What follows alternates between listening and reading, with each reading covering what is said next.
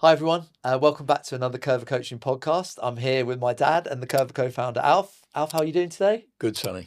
Good. Okay, today we're talking about a topic in football coaching that's probably most aligned with Coerver Coaching. That's ball mastery. Can you tell us firstly, what is ball mastery? If I define ball mastery, it's automatic comfort and control of the ball with your right and left foot. Using all parts of the foot. All parts of the foot. And can you tell the audience a little bit about the history of it? Okay, I'll try to keep it short.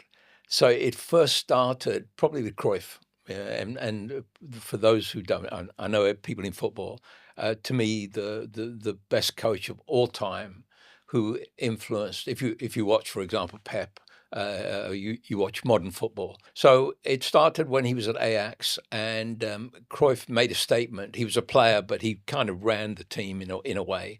And this was back in the 70s. And Cruyff said, look, if we have the ball, they can't score, and we can only score with the ball. So the ball's the most important thing. But all the stats came back saying you were players without the ball most of the time.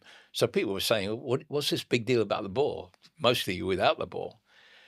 And so he brought in Will Coerver, and that was back in 78. And then Will had these ideas, and this is the origin of Coerver Coaching, that he agreed with Cruyff, the ball was the most important thing, but there was no global curriculum for the ball. And then in the early 80s, Charlie Cook, a great Chelsea player, and myself, we joined Will. We believed in his philosophy. Will went to get a job in UAE. Charlie and I bought the rights for the name, but there was still no curriculum for the ball. We're talking about 40 odd years ago. So what Charlie and I have done in these 40 odd years is create a curriculum for the ball on the basis of what Cruyff said. We have the ball, they can't score, and we can only score with the ball.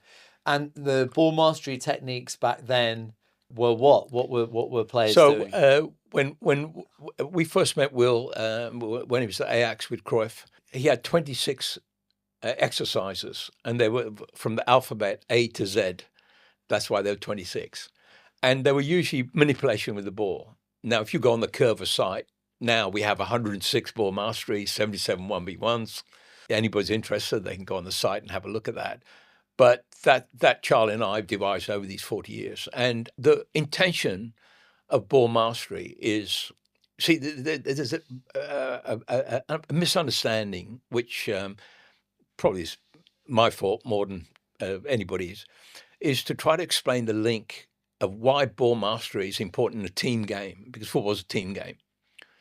And so we recently did a podcast with Arsene Wenger, and Arsene was saying more or less that what Coerver's done is devise a curriculum for ball mastery. But why? Because you don't use the 106 Coerver ball masters in the game. The essential, absolutely essential use of coaching ball mastery is this. The science, not only us, but science shows that when you repeat something enough at speed, your brain wires that and memorizes that. So whether it's anything, piano, tennis, football. And in football, it's touches with the ball. And so in Coerver, when we devised all the ball mastery exercises, it wasn't to do in the game. It was to actually follow the science that the more you touch the ball, the more comfort and control you would have of the ball. But again, how's that linked to the game? So we go back to what Cruyff was thinking about, was, well, once you have that comfort and control of the ball, you have what back then we used to call ball feeling. So what's ball feeling? So ball feeling is that unconscious automatic control. Ball mastery was the curriculum that if you used it in the right way, gave you the ball feeling. Now, unconscious automatic, that means that consciously you didn't think about it. When the ball came to you, you could receive it, etc. But you didn't have to think about it. Again, well, what's that got to do with playing the team game well? Well, when you have ball feeling, it improves the speed and quality of passing. Especially improves the speed and quality, not so much the speed, but the quality of first touch. Immediately, we link first touch with space and time. Immediately, we know space and time, as the boys and girls get older, becomes less. What else does ball feeling do? Well, it improves your 1v1 skills. But look at 1v1. What's the purpose of 1v1? Create space and time. So it's shooting. Shooting, passing are kind of the same skill, technique. And certainly with younger players under 16, when you're teaching the technique of shooting, you're almost teaching the same thing. But the mother and father is ball mastery. And that's where I think if Coerver's made any contribution, and I think everybody thinks it has because it's used by every single professional club in the world now, or almost every single club, certainly the Premier League clubs. What it's done is it's given a foundation for the coaching of 8 to 12-year-olds. So now I asked my friend who's a scientist, what's the data regarding learning between 8 and 12 years old? And he answered in an unscientific way. In a way, he said, look, the sooner you start learning the piano, the sooner you start learning any skill, the longer and better it's going to be because you've got that time to spend on it. And so ball mastery now, and I'm talking about the professional game, and if it applies to the professional game, I certainly think it applies to the grassroots game, is in my view the ABC where you can build all the other parts of the game on. Tactics, conditioning, whatever you need, the game needs, and it needs a lot more because you're without the ball most of the game. It gives you that foundation. So ball mastery's application for the grassroots, because that's most of our audience that listen to this podcast, is that it would provide your players with improving their first touch. Better ball control. Better ball control. Which then improves their first touch, which then improves their 1v1, improves their shooting. Yeah, so look, I think, as you know, I've been with my kids throughout their football journey in the foundation phase, and you see different players, different young kids with different qualities right from the start. And you've got this difference, right, of maybe a child who can control the ball well or shoot well, but perhaps they can't run very fast or whatever it is. There's differences in grassroots football all over the place. Yes. And you're trying to get eventually to a place where it's a little bit more uniform, right? Yes. Where every player in your team can control the ball, has a good first touch. Yes. Every player in your team can receive and pass the ball. Yes. Maybe not all the players have the option for 1v1, but most of them would. And you're saying that ball mastery can help me as a grassroots coach develop all of those things. It can. That's the good news. The bad news is time. So it's to do with repetition and number of touches, right? Grassroots coaches, and I know from you especially, you maybe have 60 minutes for 26 weeks, once a week, etc. Whereas the kids at the pro level at 12 are in, 400% more time. Yeah. So yes, ball mastery is the mother and father of passing and receiving and all the core skills to make your kids better. The time. So you've got 60 minutes, but you haven't got enough time to do enough ball mastery. That's why, and again, I'm trying not to be biased about this, the Coerver app, which allows for kids to do ball mastery outside training, but you've basically got 60 minutes. You haven't got enough time. You need to do it outside. When I was a kid, there was nothing else but football, so we used to have a wall and just do 1,000. Those days are gone. So is street soccer gone. So for grassroots coach, it's absolutely critical.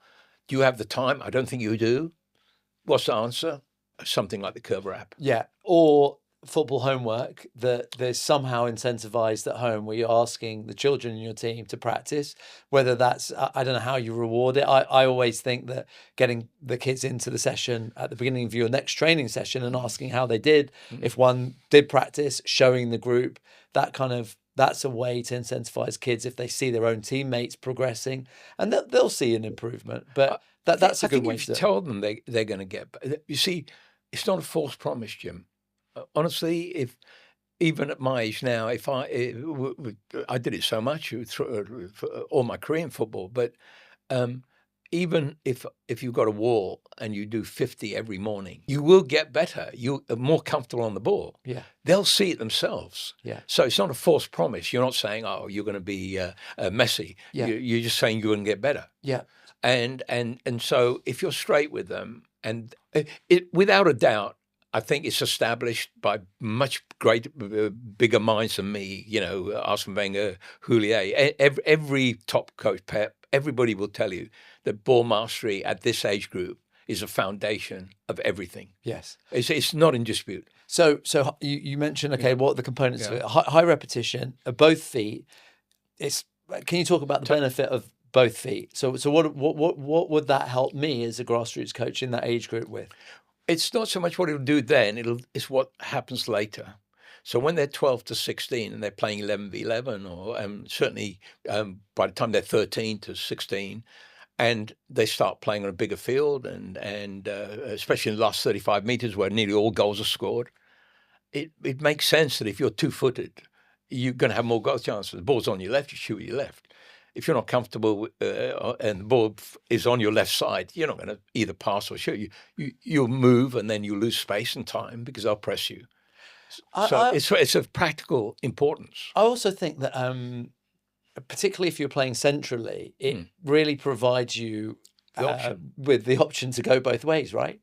Because obviously if you're predominantly one-footed, you'll probably prefer to put the ball there and go that way the whole time. Yeah. So it really offers you it expands your options 100% because you can go the other way. It makes you more game effective because football's a team game. So you're looking for game effective maneuvers. Okay, talk about the quality of touch then. What does that mean? And again, how does that help a grassroots player? So quality of touch, especially what they call, let's call it first touch, gives you, and again, as the boys and girls are getting older, they'll find space is reduced because of the physicality of their opponents.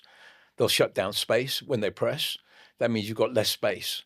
That means that your first touch, and there's two sorts of first touch. It's where one's called touch direction, where you put the ball. If you put the ball in space, you've got a little more time. If you put it in front of your opponent, you've got no time. And that first touch is dependent on your body shape. So if you're a coach, you're looking for that first touch to fall in the right place by looking at the player's body shape.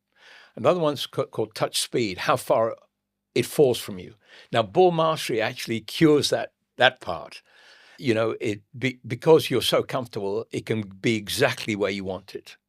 Because as they get older, and it goes back to space, because of physicality, their space is going to get less and less. So their first touch actually determines what their second touch or final touch is. So that first touch, definitely the mother and father of that is ball mastery, or the Coerver ball mastery curriculum. So to do a repetitive ball manipulation exercise can be challenging, and that's one way to. Some children will be engaged with it, that they'll be interested in trying to improve because it is more challenging. What about the other way where it's too difficult? How, again, in the grassroots setting, under 12s, how should coaches think about what ball masteries they do in their sessions, what part of the session plan it is, how much of it is, and what's the objective of that in their training sessions? So in the Coerver curriculum, what we built was, it's called Pyramid of Ball Mastery, and it has 4 parts. So it's got beginner, intermediate, advanced, master, right? So I'd go to the first part. I think there's about 23 different ball masteries. And sometimes we put 1 star, which means easy, 3 stars more difficult. So obviously with the younger ages, you'd pick the ones the easiest, that they can repeat without, because once you break repetition, you can't get ball feeling, So you've got to do something, but the problem is boring. Any repetition is probably boring, but ball mastery can be especially boring. So what you do is you go into certainly in Coerver, our drill library, and what we've tried to do for the younger ages especially is when you do ball mastery, you make it a competition. Either on time, how many you can do in 30 seconds, or one team against another team. Excuse the pun, that changes the ball game because suddenly they do it, but it's a competition, so they're more engaged. If they do it, you just say, all right, everybody have a ball, and we're going to do pull push, for example, something called pull push or toe taps or whatever. It's really boring. But if you say, right, we've got a competition, this group against another group, they'll try to do it as fast as possible, because one of the things that the science shows is that when you repeat things, the brain likes it when it's quickly repeated. The brain doesn't sort of wire it automatically until the speed. It's called myelination in scientific terms. So that speed competition actually naturally encourages them to do it as quickly as possible, which then improves the speed and quality of that touch. So as they get older, you're worried about the speed and quality of the touch. And complexity is another way you can do that, right? And one way to be complex is to combine ball mastery moves. And I know working in Coerver stuff forever, you get children that love this stuff that start to remix different ball masteries and combine them. Yes. And before you know it, they're showing you something new, and they're using every part of the foot very quickly in this kind of rhythmical way. Yes. Why is that beneficial? Well, I mean, I know in Japan, where I worked a long time, what I used to teach the coaches was tell because Japanese generally reserved, fantastic people, but a bit shy and reserved. I said, look, tell the kids to make up their own routine. So, let's say in that beginner level, I think there's 23. So pick 4, put them together, and then you ask them to show it, and you have a different kid showing, and they just, and they're not doing it for the coach. They're doing it to show their teammates that they've done it. Yes. So again, under 12 grassroots, I have one training session a week. How many minutes should I be doing ball mastery in my session? Honestly, and should it be at the beginning of the session, end of the session? Okay. I think there's 2 ways to use it, Jim. One is at the beginning, which I wouldn't do more than 10%, whatever, 90 minutes, 60 minutes to get. I wouldn't do more than 10%. I do it in a competitive way so it's a competition of some sort. They're competing in groups or individually or against time. And then at the end of the session, you'd say, I want you to do these 2 ball masteries this week. Or even better, if they can, here's a Coerver app. They've got this, let's say like in Japan, most kids have got the Coerver app. So they only train once a week. So the coach can at the end say, please do number 23 and number 27. And all the kids or their parents have got iPhones and what should grassroots coaches be looking for in terms of the movement of ball masteries? What are the things that the kids should be doing? I think about fluidity, both feet. Can you talk a little bit about what good looks like? Good looks like a ballet dancer doing perfect movement. It includes coordination. You see coordination because you can see it visually. Flexibility. Balance, if they go one way or the other way. It's really a very aesthetic, it's the look of it. You'll soon, if you do it enough as a coach, you'll understand whether you'll see the balance, the coordination, the movement, you'll see that it's correct. Okay. So how can coaches demonstrate it effectively? Because some of them are quite difficult, right? And how should coaches think about demonstrating? Because explaining it verbally, you can't do it. Can't do it, right? So you've got to demo it. And how should coaches think about demoing? Okay, so if you coach and you've got the Coerver, access to the Coerver ball mastery exercises, one way is to practice yourself. But when you teach, and this goes to any demonstration, remember, you can't teach it as a player. Yes. In other words, you have to break it down.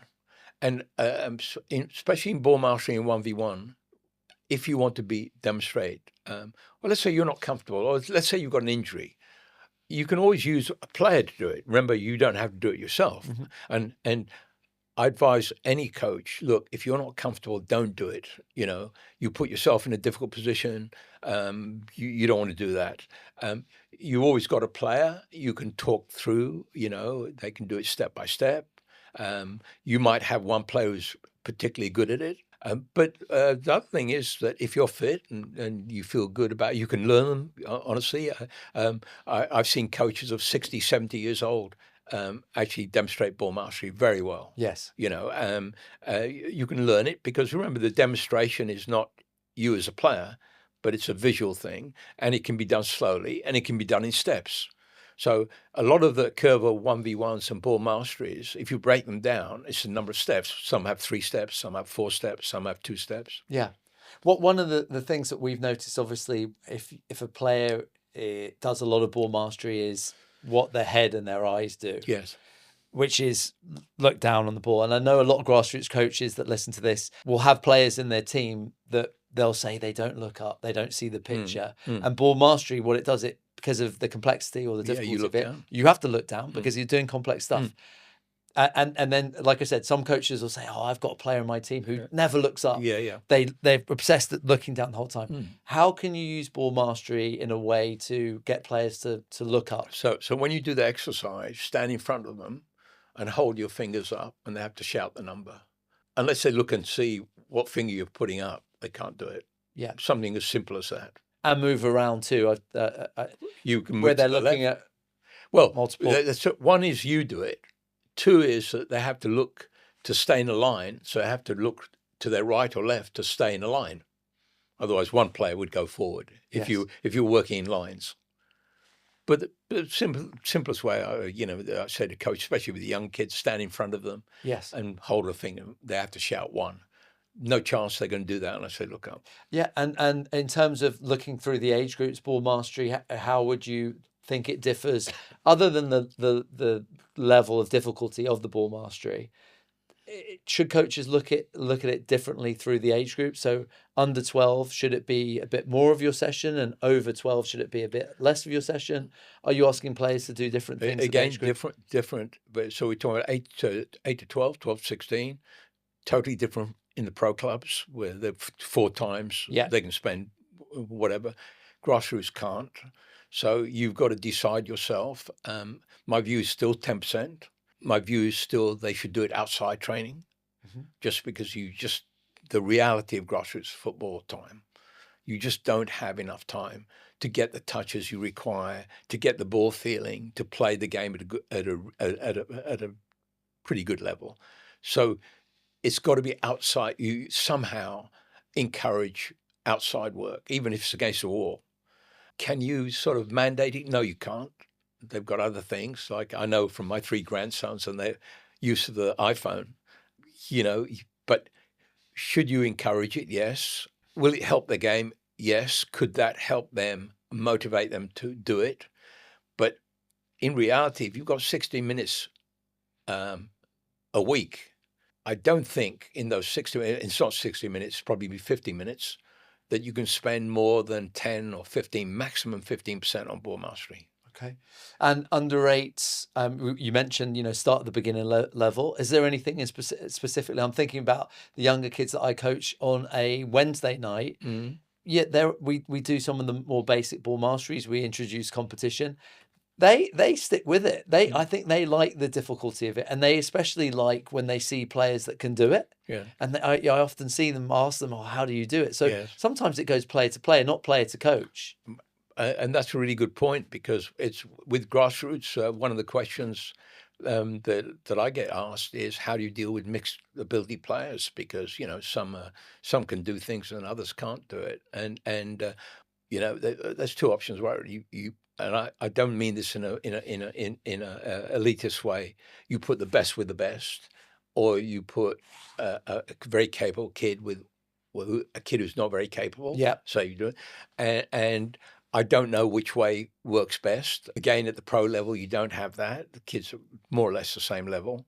They both work, I think. So, as you say, if you've got a kid who's struggling with a kid who's really very proficient, that may motivate the kid who's struggling to try harder, to copy.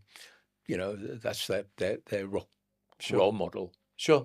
And, this episode's gone really quick as well, but just to summarize in terms of any potential differences, boys and girls, I mean, the ball mastery experience that I've seen is absolutely applicable.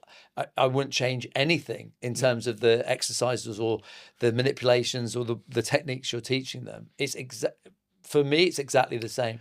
And there are some differences I've seen maybe in how they acquire the skills, maybe quicker or more subtly, or however, there might be some nuanced. Well, anecdotally, I would say the kids that I've seen in different countries, boys and girls. Like I was at Red Star Belgrade and I was watching the girls and the boys. The boys do it quicker. The girls do it in much more rhythmic, balanced and beautiful way. Yeah, just their movement. Yes. Yeah. There's a difference. But is I remember having this conversation with you as well about bigger players that have a gracefulness to them, like a Zidane, for example, or like Bellingham. You know, these bigger people that also have a gracefulness of movement, of touch. You know, I assume that the ball mastery stuff is, like you mentioned, that automatic, unconscious.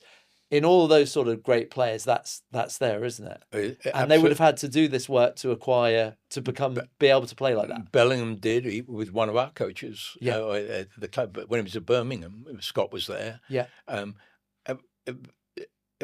So many of that current, Zidane did it because in the streets of Marseille, etc. So he's a different generation, right? Yeah.